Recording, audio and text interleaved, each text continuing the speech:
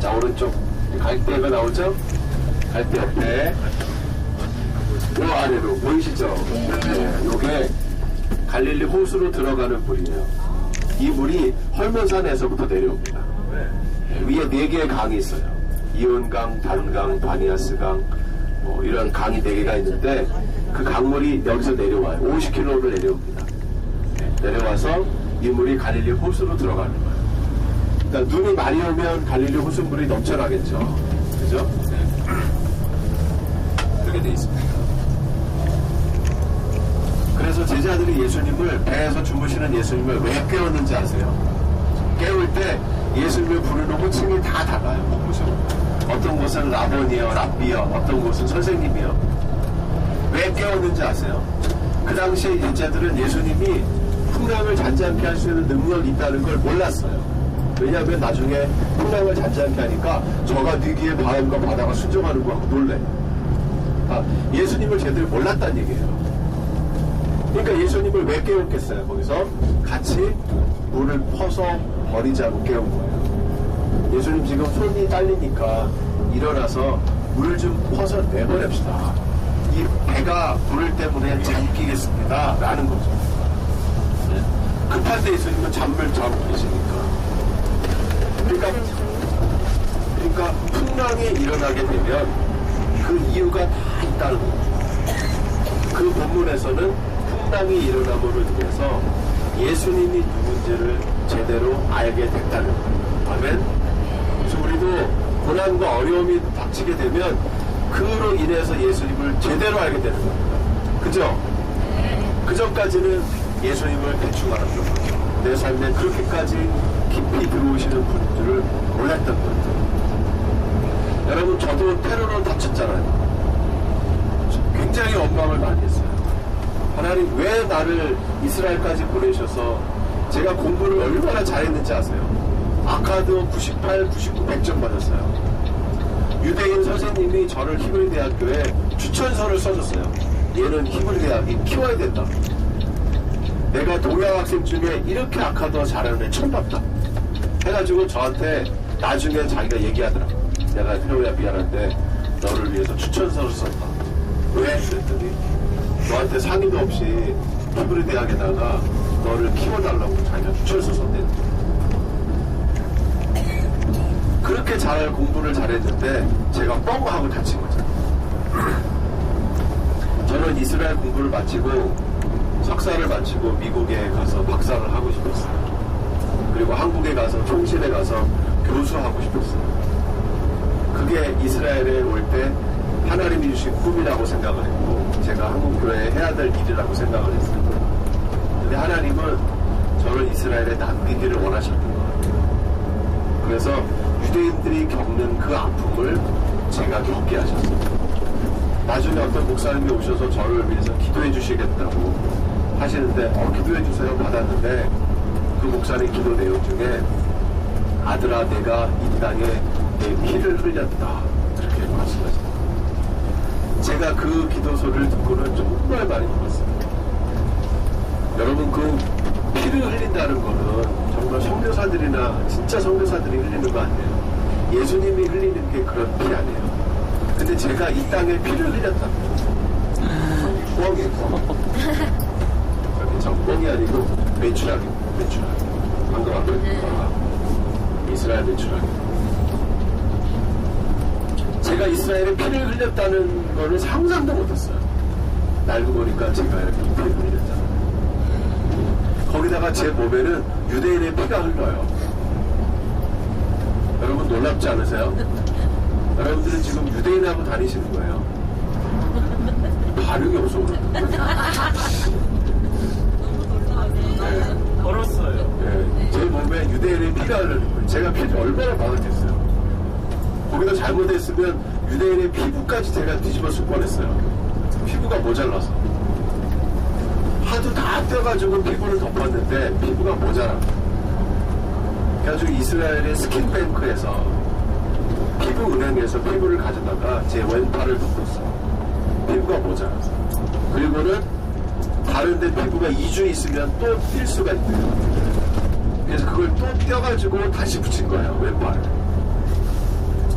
그러니까 제 몸은 노출된 곳은 다 탔고 3도 이상으로 다 탔고, 그리고 노출되지 않은 넓적다리, 반바지 입었으니까 넓적다리, 그리고 등, 그리고 배, 여기 있는 피부를 다 떼다가 왼쪽 팔, 다리를 다 덮은 거예요.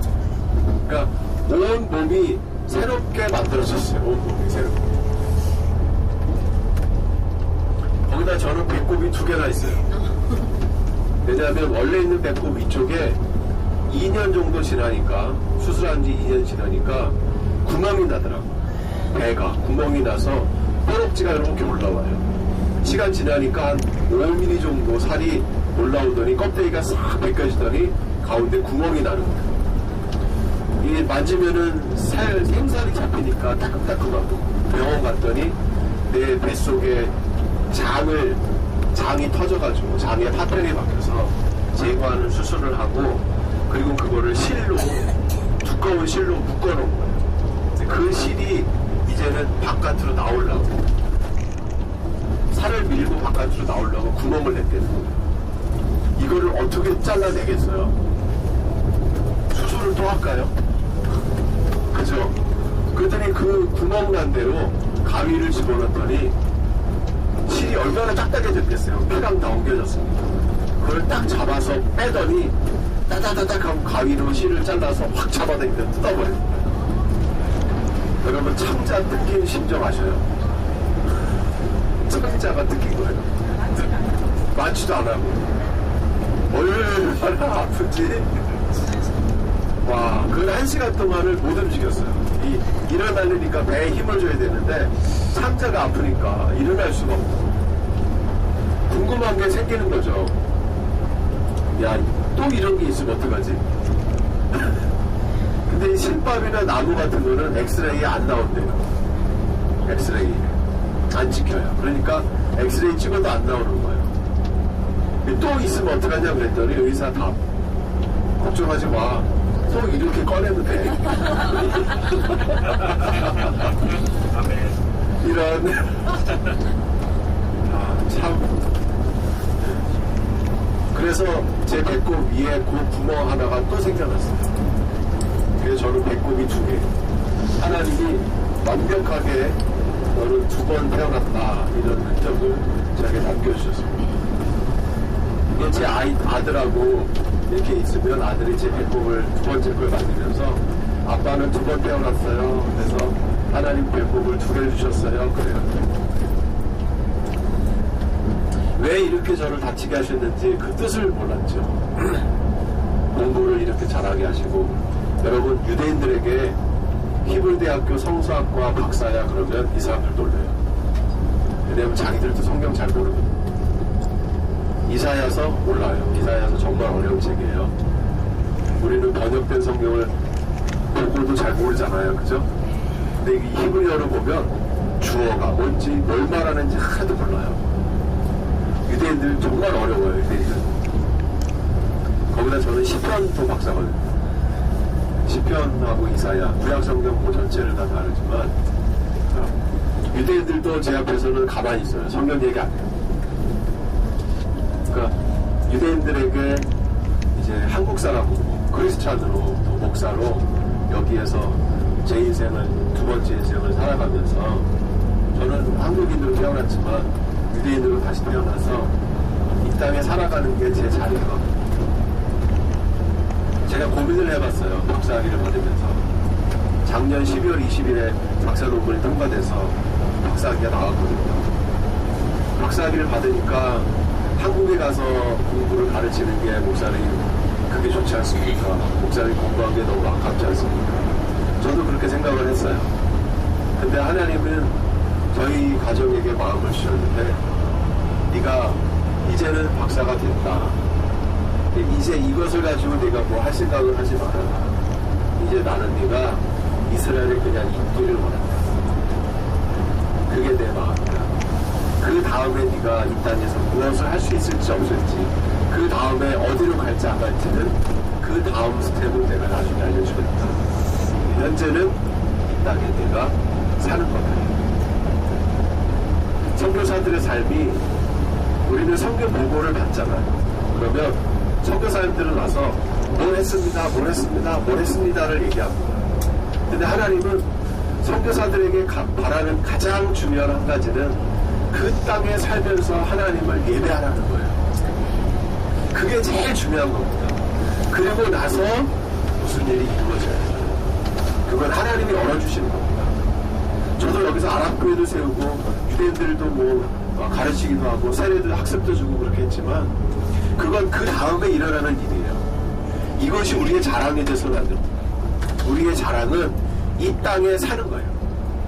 그 땅, 복음이 없는 불모지에 가서 내가 그리스도의 심장을 가지고 펄떡펄떡 뛰는 그 심장을 가지고 그 땅에 가서 사는 거예요. 그 땅에 살면서 예수님 내가 여기 있습니다 하고 예수님을 부르고 예배하고 찬양하는 거. 이게 하나님이 가장 기뻐하시는 거예요. 그리고 나서 하나님이 길을 열어주세요. 그럼 한 영혼들을 만나게 하시면 그 영혼을 사랑하고 품고 복음을 전하고 하는 일은 자연스럽게 열어요. 그래서 많은 선교사들이 착각을 해요. 가서 막 일만 하려고 해요. 일만 하려고. 그러다가 번아웃 되는 거예요. 자기 힘으로 일을 하려고 하니까. 왜? 한국교회는 선교 보고를 원하잖아요. 그죠? 내가 이거 했습니다. 이거 했습니다. 그걸 원하는구나. 여러분들이 선교사님들을 위해서 기도할 때 그 영혼이 예배하는 영혼이 되도록. 아멘.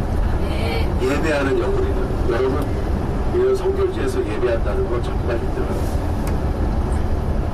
이 땅을 사로잡고 있는 마귀가 우리가 여기서 그렇게 하나님 예배하는 걸 좋아하겠어요? 여기서 예배하는 건 정말 힘들어요.